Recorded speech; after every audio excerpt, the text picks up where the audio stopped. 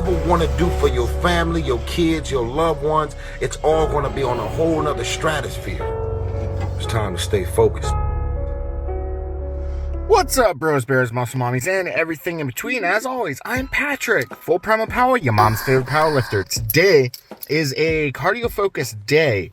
Everything we do today, with the exception of a couple accessories, has timed set times where we do the set for an elongated preset amount of time, usually 40 to 45 seconds. Also, everything has timed rest periods. We started off with some light cardio, doing some walking, get the blood flowing. Then we jump into the more intense cardio, which is 2-minute, 30-second sprints with 3 minutes in between. And since I'm lazy, I take the harder way out always, and I just stayed on the bike, just pedaling slower, because that's not as much cardio, right? Anyways, hop into the 420 tempo leg curl, lying leg curl. 4 seconds up, 2-second hold, and then lower it as fast as possible. Using a dumbbell, it is more difficult to do this because if you lower it as fast as possible, it's going to hop out of your feet and you're going to have to like wrestle around the floor looking for the dumbbell once you're done with it. Then we moved on to the Copenhagen planks. Those are awful. That's all I have to say about it. 40 seconds each. Doing the leg extensions into hip thrust hold, 45 seconds each, doing about 50 reps per set of leg extensions. 4 sets of that is basically an excuse to do 200 sets without actually saying, hey, you're going to be doing 200 sets. You're going to love this. And now we hop from Planet Fitness, where I do most of my cardio, mostly because the AC is better and people don't talk to me there, hopping over to Free State Barbell for the belt squat RDLs, 5 sets of 10. The new program Pivot is having us do sets of 10 on this instead of sets of 12, so we're going a little bit heavier. And then I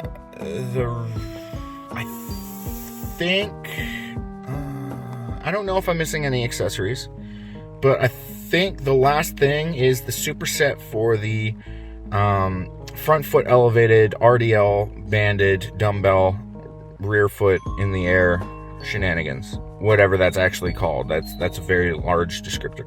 Supersetted with leg curls. We just got a new leg curl machine at Free State Barbell, commercial grade. Pretty nice. Doesn't fall apart when I use it.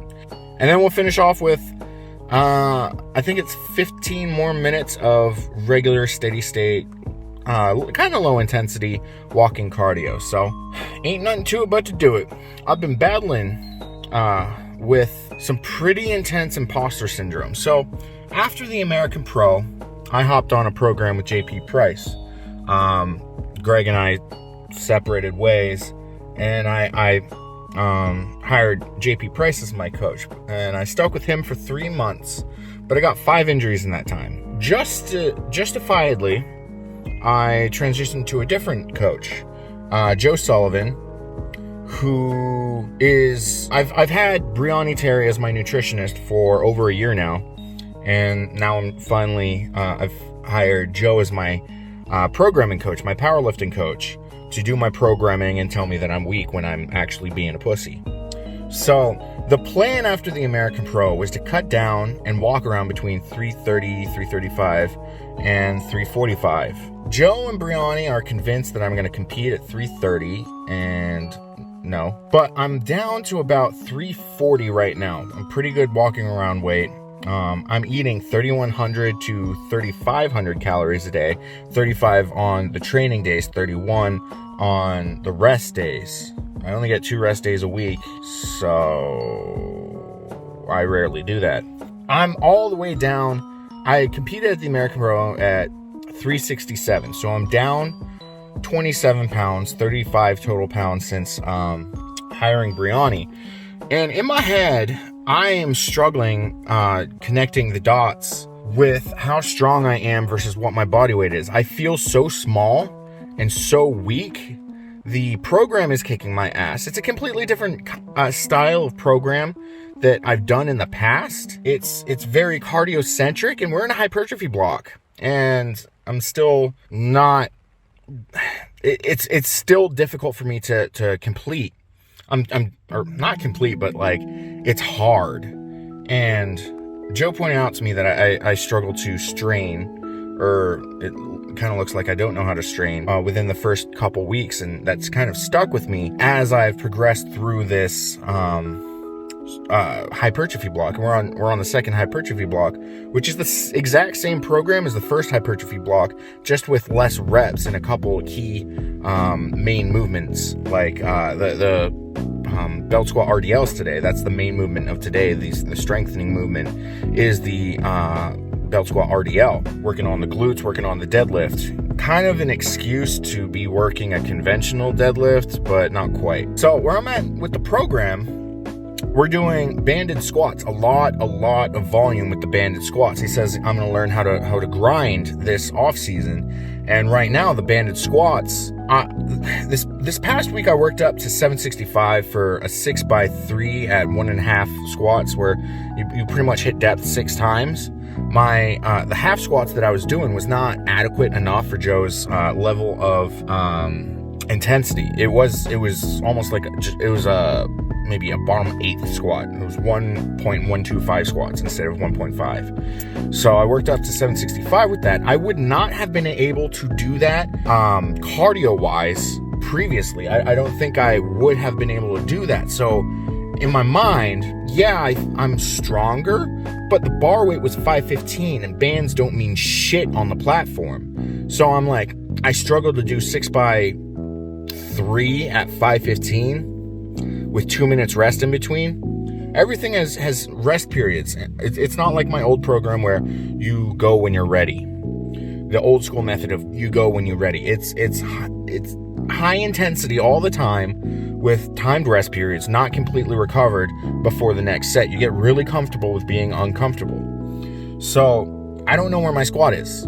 Usually when people lose a lot of weight, their squat disappears. Their leverage is changed, their belly disappears. The squat just goes on a vacation, which is why I want to compete at 367, 365, 370, because I'll gain all these strength benefits from this cut and the new program, but I won't be walking around at 370 with all those health risks and the struggle and the lack of cardio that comes with it. So getting down to 340 and maintaining 344 to 342. Today I'm 341 for 3 weeks straight, and they're still like, Brianni is convinced that there is still more weight to lose. And she keeps cutting my calories. Joe is on a caloric deficit right now at 3,500 calories. I am 100 pounds more than Joe, and Joe at 255 is on a caloric deficit at 3,500 calories. In the past, up until I started working with Brianni, I never got along with the nutritionist because they keep trying to get me to like sub 300 pounds, and that's not part of my goals. My goal isn't to be small. My goal is to be the strongest motherfucker on the platform. So their goals are not lining up with my goals right now, but I can see the benefits of the program. And we're 10 months out from the American Pro 2, which is my next meet. I've got this intense imposter syndrome because I don't know where my bench is. I've only done Larson presses, and then I did 3-count pause bench, which I don't know if it's the same muscle groups that are being used in it, whether or not it's the difference between the soft twitch or slow twitch muscles and the fast twitch muscles going on in that. But I didn't exactly succeed in that. And I ended up having to drop weight up until I was able to complete the prescribed program. And it is programmed with RPE, and I'm kind of retarded when it comes to RPE because I'm just so used to being told, here's the weight on the bar, lift it.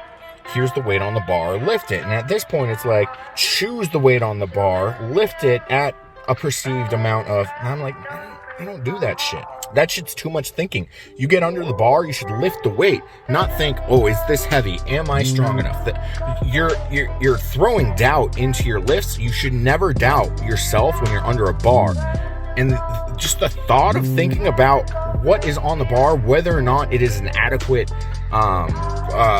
weight to be using, comparison with past programs, past whatever, it's mentally overly taxing. It's hard to upkeep a positive mentality when you have to assess every single set as if, maybe I'm not strong. And then you've got the whole fatigue system going on, and so you're not going to be able to bench 550 for sets of 2 or 3 for 5 weeks in a row. Like, you'll do it for 1 week and you'll struggle to recover. Like, my recovery from the 765 6x3 of the 1.5 squats directly impacted my safety squat bar wide stance box squats. And I don't know if my sumo deadlift affected that too, because I had a lot of pain in my hips from doing the sumo deadlifts the day before. So I don't really know where I am strength-wise right now. I just have a really, my sumo, I shouldn't be, but I am trying to max it out every time. I can get 562 lockout, but I can't lock it out. Whether it be my grip getting opened up or my body is just in the way. I struggle. The reason that I hired JP is he is big like me. A lot of small lifters don't understand what it's like to be large. You don't fit through doorways. You don't fit in a compact car. Like, you don't have the ability to scrunch down into a certain form, a certain thing. Like, they were telling me that my grip was too wide on deadlifts. If I go any further, then my biceps and my pecs end up blocking each other and I can't lock the bar out. That's what's happening on the sumo deadlifts. I feel like I should have some sort of a super heavyweight programming me, but let's be honest, none of the super heavyweights right now are good. Dan doesn't program, and he'd be my first choice for a coach. He says, you kind of just got to show up. But I also need the accountability of a coach to make sure that I'm squatting to depth, that I'm benching with to comp standards, deadlifting to comp standards, helping me address the issues that I have with my deadlift, with my lifts. So I'm struggling mentally, and I've been in a deep depression for about 2 or 3 weeks now, because I don't justifiably know whether or not I am getting stronger. I'm getting more cardio. That's all I can say. I am getting more cardio. And the new exercises that we are implementing is getting increasingly easier, and I'm able to increase weight on that. Does that mean I'm getting stronger in the big 3 lifts? Not necessarily. The way you get stronger on bench is by benching more. If you're doing more reps, yeah, you're stronger. If you're reducing your rest time on bench, you're stronger. But your dumbbell overhead press going up doesn't necessarily mean that you've added 5 pounds to your bench press. Doing heavier hip thrust doesn't mean that you're deadlifting 5 pounds more on your deadlift. Like, I was raised in the sport on hyper specificity, where you bench more to bench more. And then you have a mechanically similar movement that is basically just bench but different, with a reduced range of motion. And then you have your accessories. We'll see how. I'm not gonna go away from Joe, because we're basically the base level of strength that we're building is getting higher, so I can see the theory of the strength gains that are going on right now. I can theoretically see it. We're just not lifting heavy, which, I mean, we've got 10 months until my next meet, so we do have a lot of time. It's just, it's almost like the perfect storm, because I struggle mentally in December. Like, I have no control over that. Christmas gets me incredibly depressed. There's not much more I can say. I've been talking in circles, I think. But really all I can do is just go train and get stronger. I gotta finish this training day so I can get to the store and get food. Because Brianni also called me out for not sticking to the diet on the weekends well enough, saying that it's unrealistic that I don't have 10 minutes to cook 2 pounds of beef on the weekends. When I leave my house at like 9, and I don't get home till 9, and then I eat and I go to sleep. I'm at home for maybe 15 minutes a day, most of that taken up by eating. Well, 15 minutes conscious. I don't have... And I know what I'm doing. I'm making excuses as to why I can't do something, which also bothers me. I'm basically in an existential crisis of where would I be if I wasn't making all these excuses, if I was actually holding myself to the level of accountability that I need to be at to progress at an accelerated rate that I need to be accelerating at to be the best. Have I been faking my way through everything that I've been doing up to this point? It's hard to come to grips with your lack of accountability when you've believed that you've been doing something right this whole time. You've believed that you've got these core beliefs in something, and then just to learn that the core beliefs that you've been operating under are subpar and submaximal. It's not even applicable to where you need to be, what needs to be done in order for you to achieve your goals. You've been basically going down road A when actually you need to be going down road 1. They may have cross sections somewhere, but not frequently enough in order to be the greatest of all time. The goal, I don't feel like it is appropriate to compete in something unless you are aiming to be the best, the very best, like no one ever was. That's my core belief. That's why I'm okay with getting upwards of walking around above 300 pounds. When I was a kid, I thought 300 pounds was chonky as fuck. Now I'm 340. I've been 377 at one point. I'm okay with that. I just knew that I needed I needed dietary accountability. I'm getting that. I didn't know I needed more cardio. Who knew? But your heart can only take as much volume as you allow it to. You can only perform as well as your heart allows you to. You're limiting factoring a lot of things, your recovery, your rest, your strength gains, the blood to your muscles, everything roots from your heart. And if that is not healthy, you will be unable to perform. You will be unable to progress at an accelerated rate. You might get stronger, but that peters out at a point. If you want to steadily increase, you need cardiovascular support. So, I've been ranting for about 20 minutes now. I don't feel any better. Words don't mean shit. Actions mean shit. Actions make you feel better. Words don't. Yeah, it might be helpful to get things off your chest, but that is an action of you expressing something to a person. If you discuss something with someone about an issue that you are having with them, you are broaching a subject of uncomfortability by speaking.